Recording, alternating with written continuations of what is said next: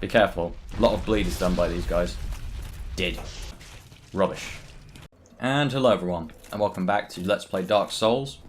In the last episode, we got to the first bonfire, and only bonfire, in Central Fortress. In this episode, we might finish it off, might kill the boss, I don't know. All I know is I'm going to try and do those things. Funnily enough, even though it feels like you can get through, by the time you get to the bonfire, you've mostly done everything here. In actuality, there's still a lot of stuff left, only at this small section. So again, you want to run, avoid that guy. He's a massive pain in the butt. We're going to come over here. And we're going to do all the stuff that's on the top of Central Fortress. We're probably going to want to have to come back through here after the fact. Because there's a lot of stuff we did actually miss. Oh yes, I think you can't backstab these guys. Honestly, I always forget whether or not you can every time I fight these guys. Oh, yep, I forgot you can do that. Oh, fireball.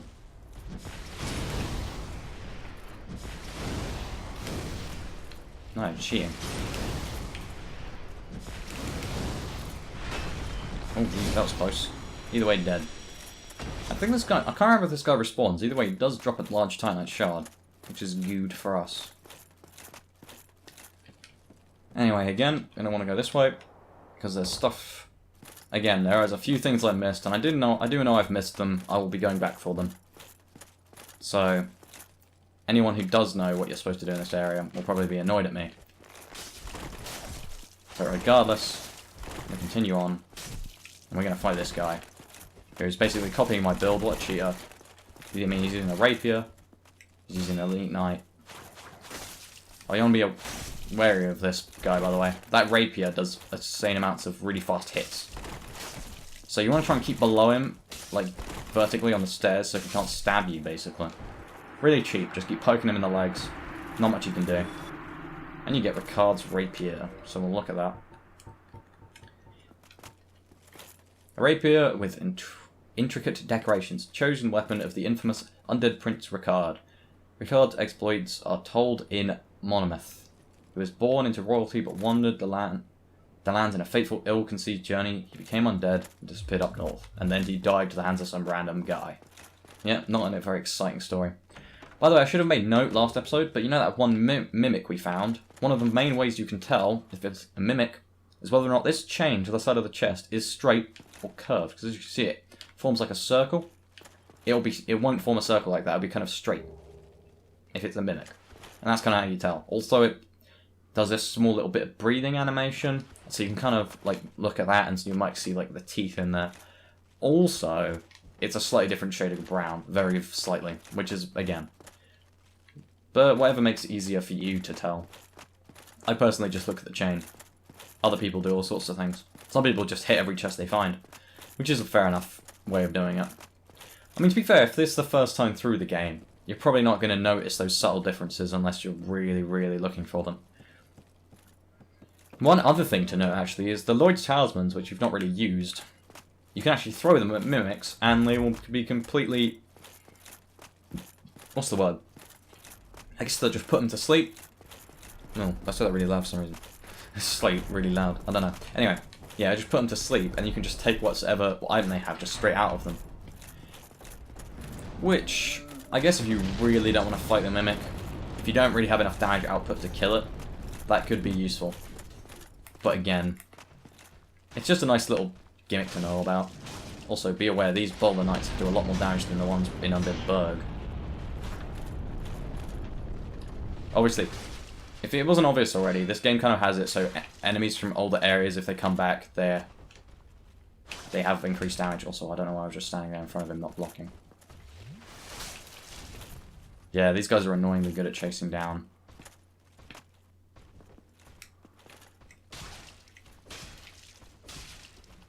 Funnily enough, I don't think you can block. Oh wow, what the... Yeah, missed out on that, didn't I? I'm just going to keep poking him. But I should probably keep my stamina intact. Luckily, he only didn't get fully into his parry animation, because he looked like he was about to parry me. Oh, when he flips around. And here we are in a pointless corridor. Yeah, this doesn't really go anywhere. I thought it didn't, but I thought I'd just check. Just for the sake. of doing so. Also of note, be aware of these here. You're going to want to know about these in a bit. Open. You can't open it. We need a key. I think if you had the master key, you can unlock that early, but we're going to have to go and get the key for it manually. But that's near enough. So, we're just going to have to go there. By the way, be aware. Nah, firebomb guy can still throw firebombs. So he basically throws firebombs almost everywhere where the ground is scorched already. So, also, this is the only instance of a... Yes, as you can see, he just threw it there where the place was scorched. This is the only instance of a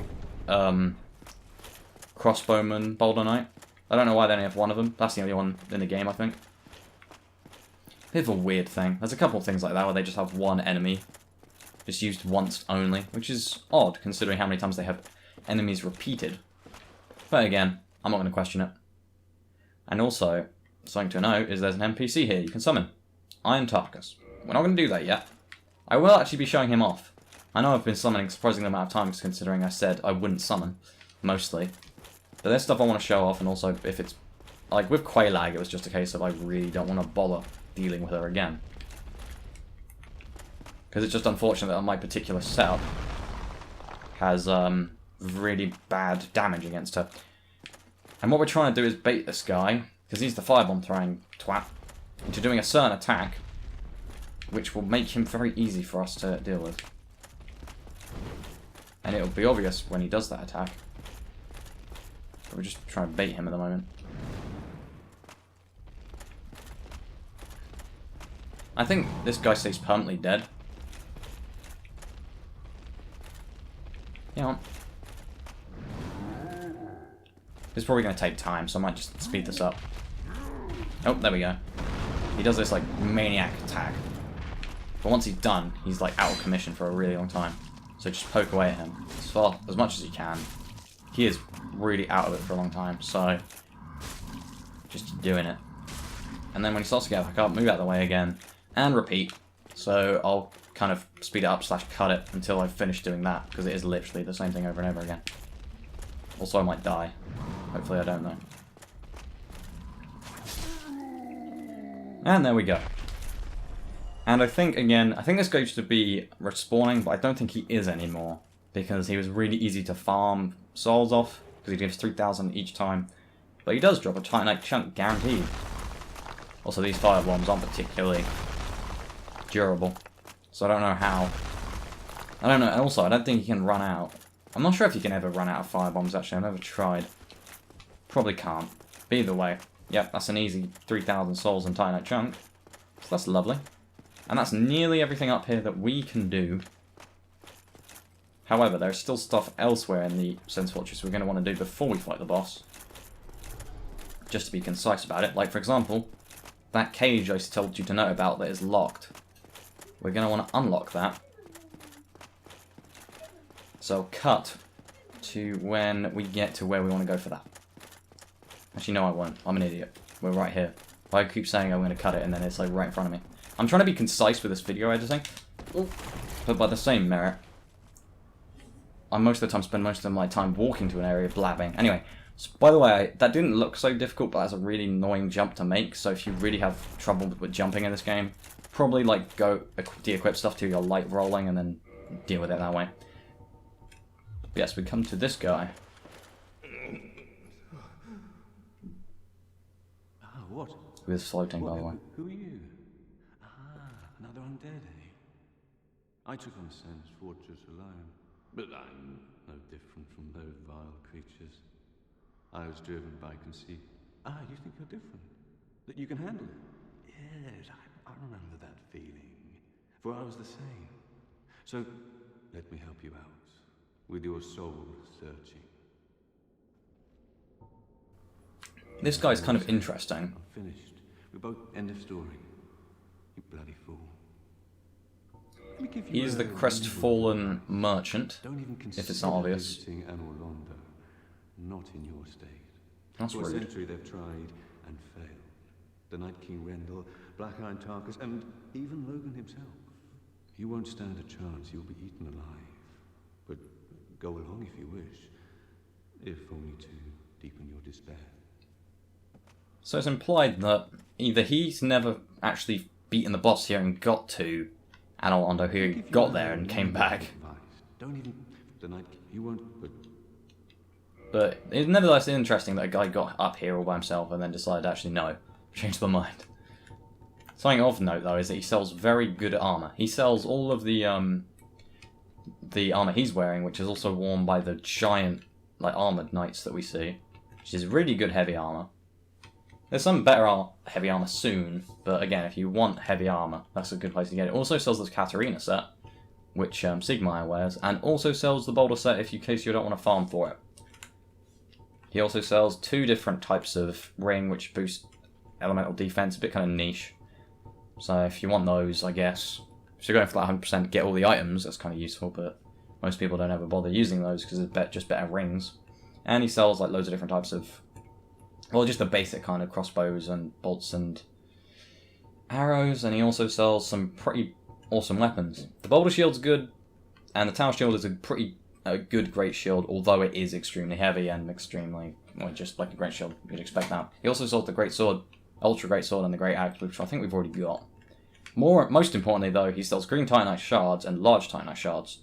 I think you can get these cheaper elsewhere later in the game, but this is the first place where these are you're able to buy these, and I will take advantage of that wholeheartedly, because we're going to want a lot of those, because I keep adding to the amount of weapons I want to use in this playthrough. Let me give you a nibble. And yeah, he's not got anything else to say. You won't stand, but go along. Try and make something of yourself, but nothing will come of it, and I should know.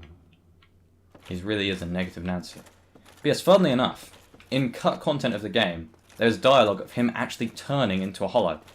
It's really quite harrowing. You should go search it up. It's actually really interesting that they were going to have that in the game. But I guess they decided to keep hollowing a bit more of a mysterious process. Because, yeah, because a lot of characters you see in 1 minute, they're like kind of a bit woozy, and the next minute that you see him, they're like hollow. Whereas there was actually going to be a character that actually turned hollow visibly in front of you. Which I'm kind of sad that they got rid of it, honestly. It would have made his character a lot more interesting, because there's not much he does outside of kind of talk about who was here before him. And also sell Large Titanite Shards, which is actually really nice. I'm glad he's here for that. Please drop your item. Oh my god. Oh my god. It did actually do it. That's another weapon I wanted to use. That's good. Hey. There we go. So I'll probably try and upgrade that soon. Funnily enough, I was kind of worried because the only way to guaranteed get that is either a rare drop from those guys or by buying it from a merchant that's a bit annoying to get access to.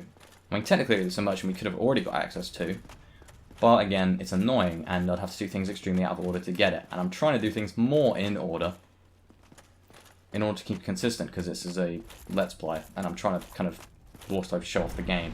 So I'm kind of playing it as intended almost, which is why I'm not using the Master Key, to much my own dismay. But yeah, we're also going to plop down here quickly, because there is a couple things down here.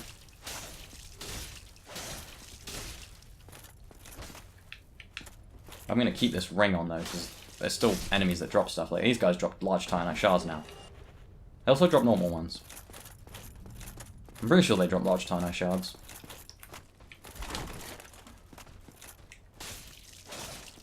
But also they drop their sword, which would be nice to get just to show it off. I'm not sure if that's parryable. Them adding the shield to it might make it unparryable. Honestly, I'm not sure what attacks are and aren't parryable 100%. Also, I suck at the timing of it. Funnily enough, these guys do a lot more damage than the Snake Men, which is weird, because normally the Snake Men are right powerhouses.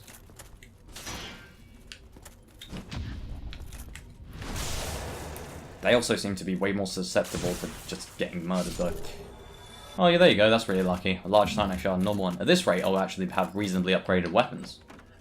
Which would be a nice departure. And that's how you get the other elemental defense ring.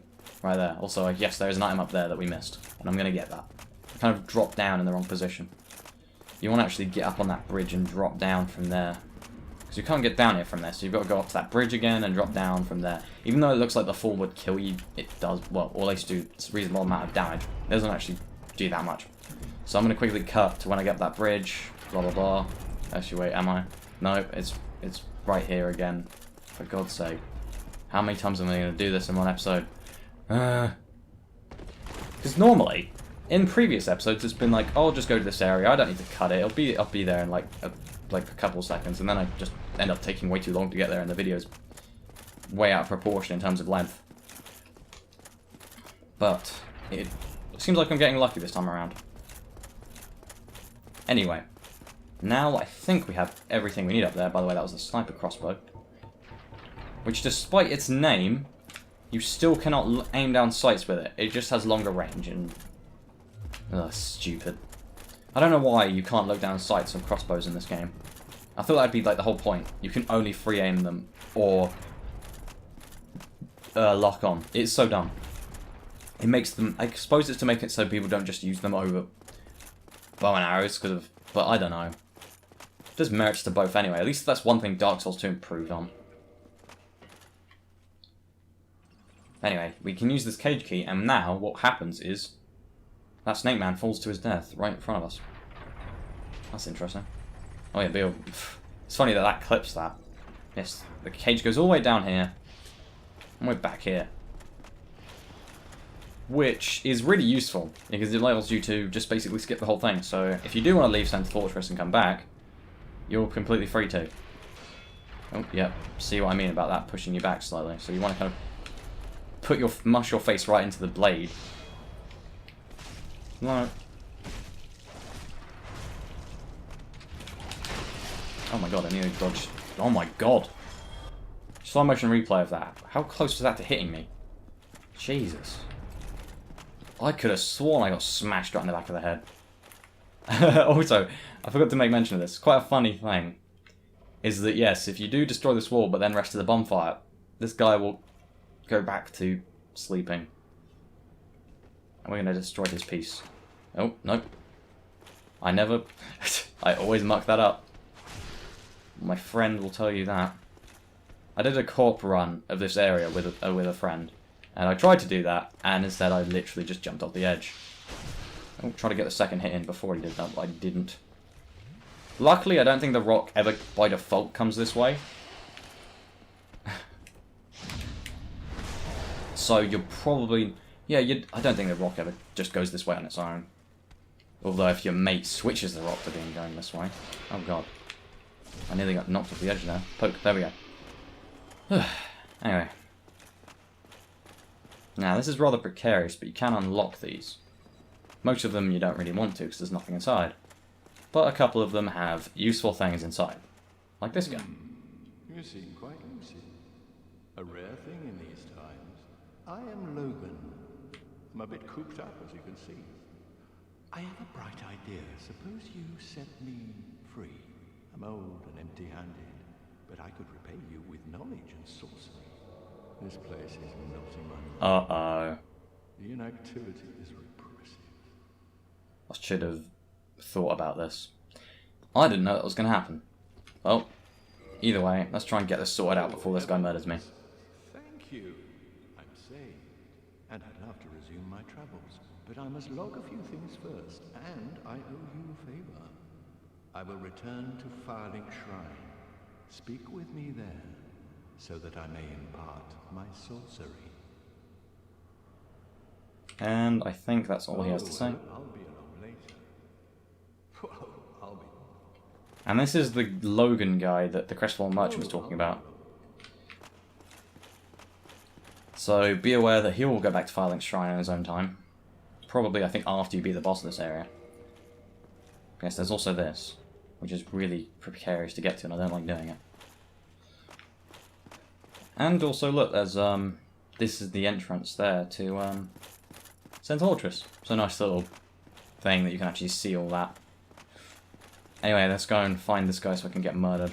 Alternatively, I could just rush the boss, but I think, honestly, I'm going to end it off here. It's been 20 minutes, so probably just cut to me dying to the invader. And, yeah. Join us in the next episode. We'll be fighting the boss, and we'll probably do another couple other things. Like off screen, I'll probably get a couple more weapons upgraded and stuff like that. Yes, until then, see ya.